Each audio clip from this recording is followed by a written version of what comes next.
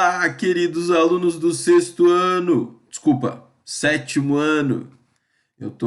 Troquei de turma essa semana, né? Então, queridos alunos do sétimo ano, professor Didier aqui de novo para uma aula de língua portuguesa. Todo mundo na apostila nova, apostila número 3, tá?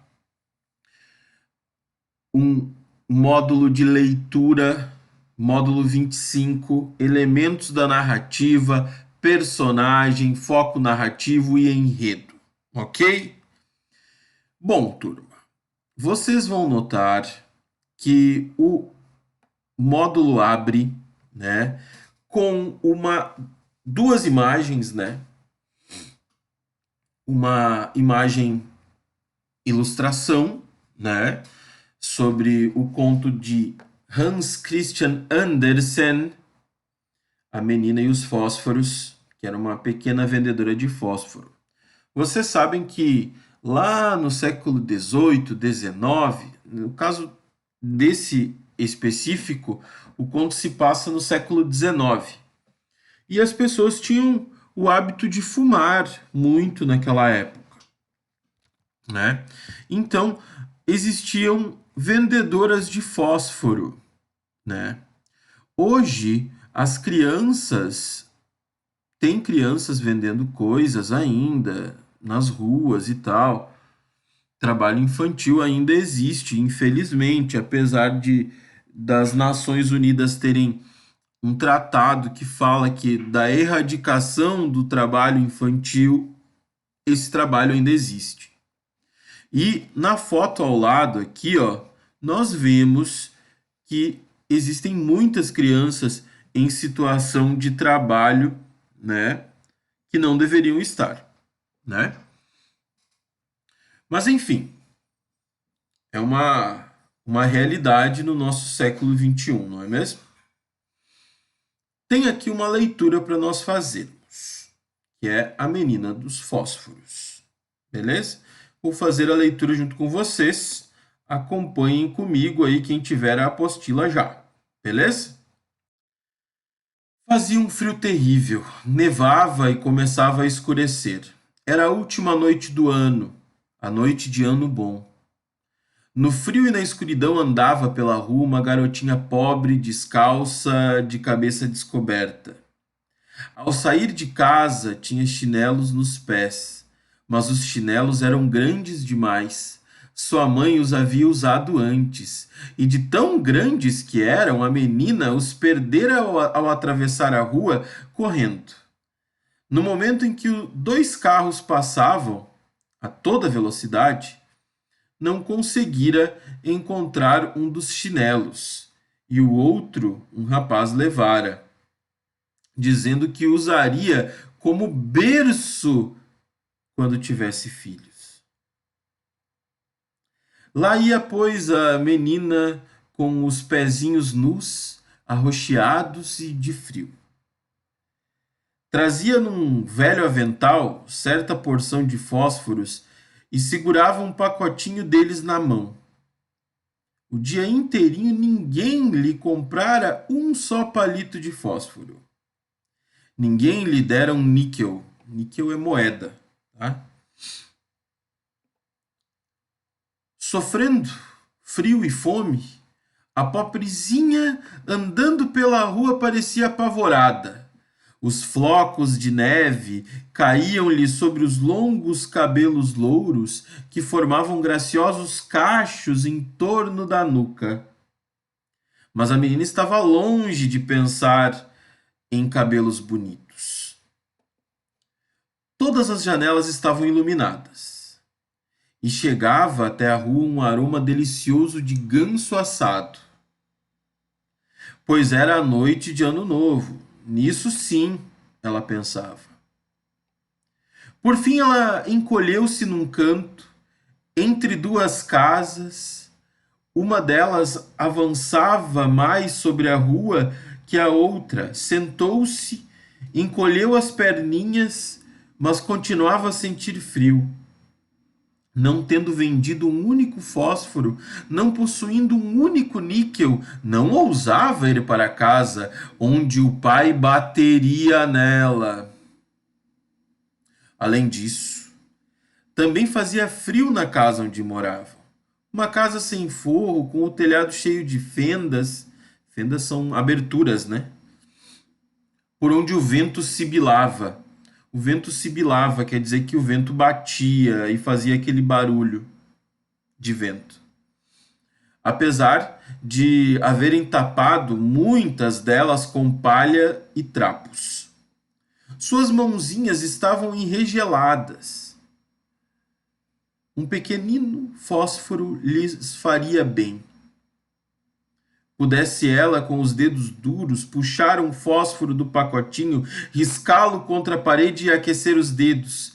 Conseguiu, afinal. Tirou um e riscou-o. Como um fósforo ardeu e crepitou. A chama clara e quente parecia uma velhinha quando a envolveu com a mão. Era uma luz estranha. A garotinha imaginou estar sentada em frente a uma grande lareira de ferro, com adornos e um tambor de latão polido. O fogo crepitava alegremente e aquecia tanto. Que beleza!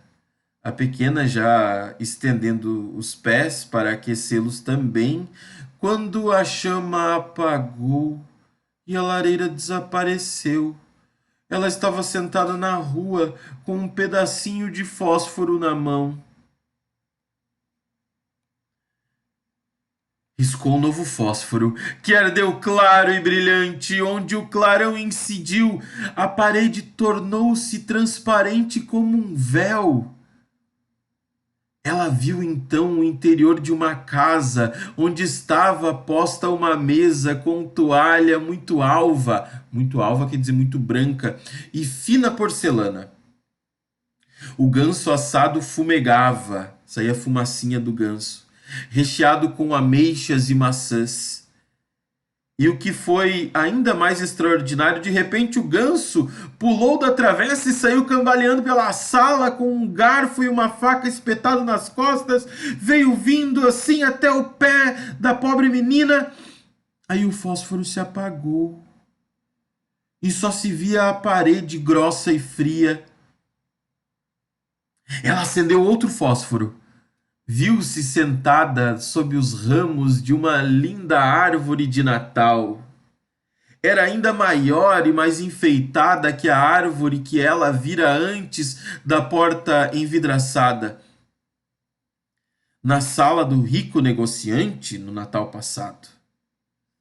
Milhares de velas ardiam nos ramos verdes e figuras coloridas, como as que adornam as vitrinas das lojas, a fitavam, a olhavam.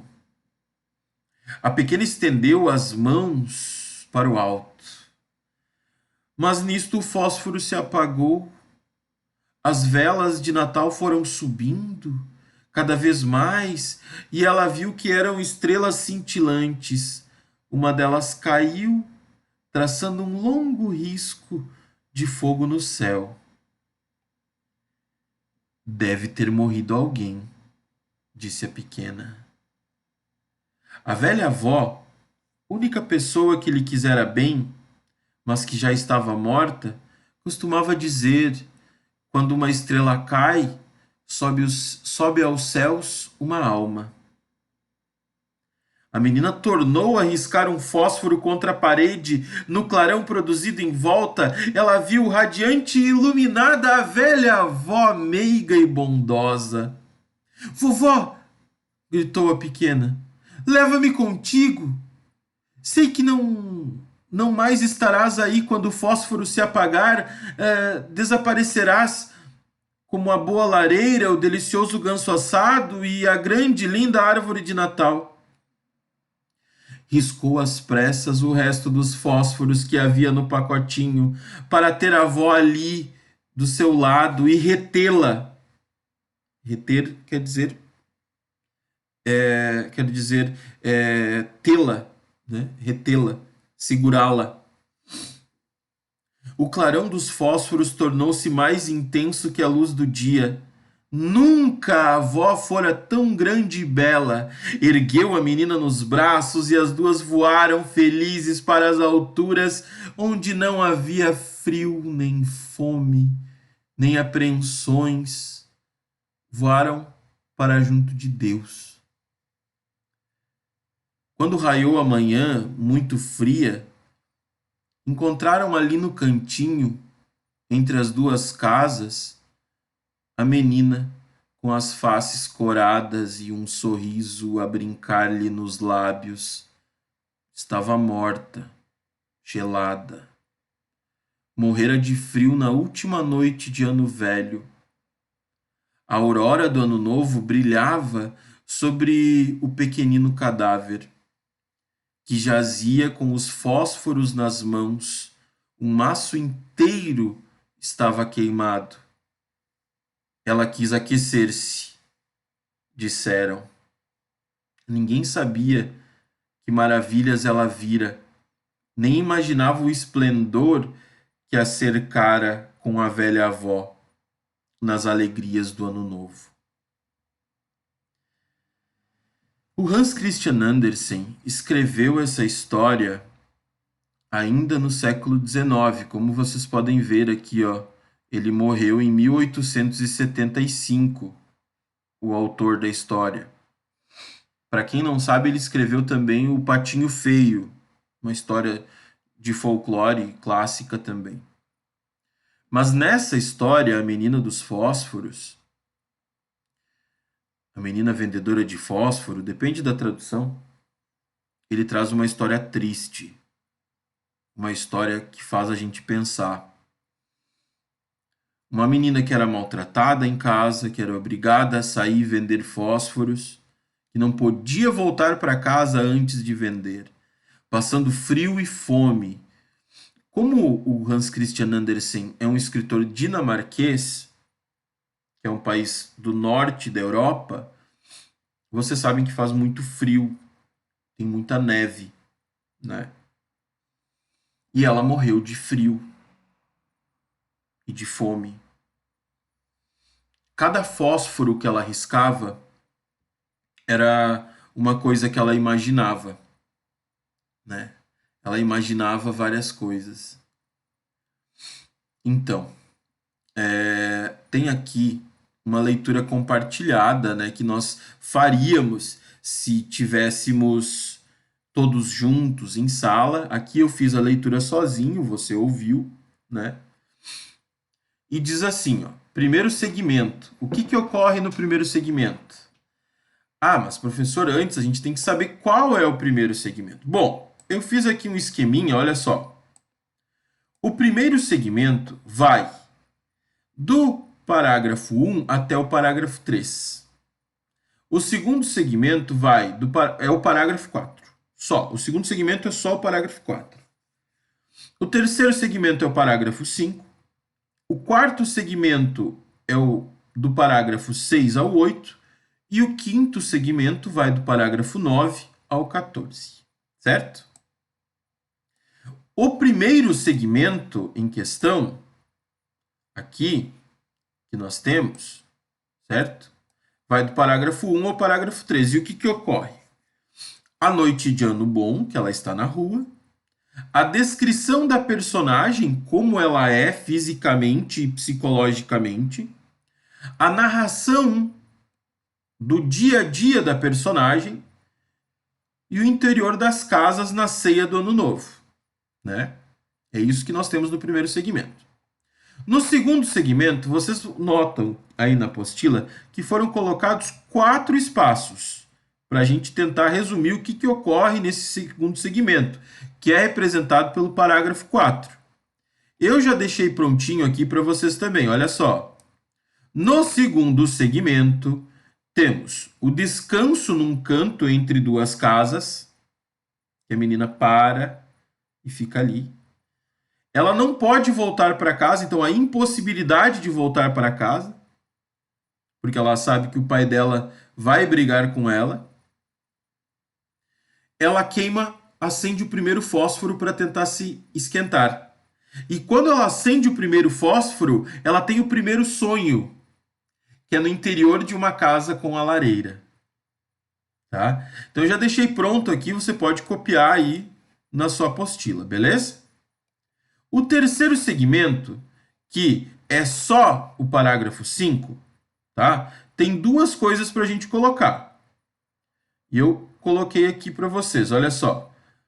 No segmento 3, nós temos o segundo fósforo, tá? E o segundo sonho, que é no interior da casa ela vê um ganso assado, e esse ganso assado vem dançando com ela e tal, né? Ela tá tendo essas viagens. Essas viagens são provocadas pelo frio e pela fome. São delírios de febre, né? O quarto segmento tem 3 espaços. O quarto segmento vai do parágrafo 6 ao parágrafo 8, tá? No quarto segmento, aliás, ela acende o terceiro fósforo, ela tem o terceiro sonho, que é com uma árvore de Natal, e ela vê as estrelas cadentes, né? Ela vê as estrelas e uma estrela cadente. Que ela tem aquela viagem lá com a avó dela daí, né? O quinto segmento vai do parágrafo 9 ao parágrafo 14. E no quinto segmento, nós temos mais 4 espaços para preencher, certo? No quinto segmento, ela acende o quarto fósforo, ela tem o sonho, o quarto sonho, que é o sonho com a velha vozinha dela. Ela morre, né? E encontram a menina na manhã seguinte. São essas 4 coisas que ocorrem nesse quinto segmento, tá? Como eu falei antes, é uma história muito triste. E que eu sempre penso, quando eu dou aula sobre isso, dou aula sobre essa história, que essa história não está acabada. Ainda existem crianças no nosso país, em várias partes do mundo, que não têm acesso à educação, que não têm o privilégio que nós temos, né? E eu fico pensando, e isso sempre me entristece bastante. Mas é uma importante reflexão que nós sempre temos que fazer, né, pessoal? Então, aqui relembra, tá? Uma coisa que nós já estudamos, que é a diferença entre história e enredo. A história seria a cronologia, né? O começo, meio e fim. O que ocorreu dentro dessa história, realmente, né? Dentro desse conto. Começo, meio e fim. O enredo envolve toda a complicação, os conflitos, o desfecho, o desenlace, né? O enredo seria um emaranhado de fatos, né? Em que a história é narrada. Do enredo faz parte o conflito. Qual é o problema? Ela não pode voltar para casa, ela tem que ficar na rua até vender os fósforos. A complicação, está muito frio. Ela não consegue nem se mexer direito. O clímax, quando ela começa a acender todos os fósforos começam a acender rapidamente para conseguir enxergar a avó dela. E ela morre. E o desfecho, o desenlace, é quando as pessoas encontram o corpo da menina no outro dia, né? Triste. A gente vai fazer só essa página 10 por enquanto. Você vai me mandar uma foto só da página 10, tá? Com exceção do primeiro, cada segmento é marcado por uma ação da menina, que desencadeia acontecimentos estranhos. Que ação é essa? O que a menina faz para desencadear os acontecimentos estranhos? né? Que efeito estranho ela provoca? O que que provoca? O que que acontece quando ela faz isso? Como a menina realiza essa ação no último segmento e por quê? No último segmento, o que que ela faz? Por que que ela faz isso? O ponto culminante, o clímax de enredo, é aquele em que o texto poderia terminar sem maior prejuízo para o entendimento, de modo que todos os acontecimentos narrados preparam esse ponto culminante. O que é narrado depois é considerado desfecho ou desenlace, em que o autor encerra a narração. Em que parágrafo, eu quero saber o parágrafo que se situa o ponto culminante desse conto. Eu já falei qual que é o ponto culminante, né? Em que parágrafo que está essa parte mais importante? Em que parágrafo que está essa parte mais importante? Essa parte em que ocorre aquilo que mais chama a atenção na história. E B, onde está o desenlace? Em que parágrafo se encontra o desenlace? Aquilo que vem depois do ponto culminante. E é para vocês explicarem. Eu quero que vocês me mandem só a foto da número 10, tá? Daqui a pouquinho a gente vai ter aula, videoconferência sobre isso, às 9 horas. Nós temos uma videoconferência sobre esse e nós vamos fazer as outras questões, mas eu quero que você me mande só as questões da página 10. São 5, né? São 5 questões, tá? Me manda só as questões da página 10. Beleza, turma? Um grande abraço a todos. Eu estarei no fórum do Google Classroom hoje até as 4h15 da tarde, tá? Então, qualquer dúvida, pergunta nos comentários e daqui a pouco nós temos uma videoconferência também. Beleza? Grande abraço e até daqui a pouco.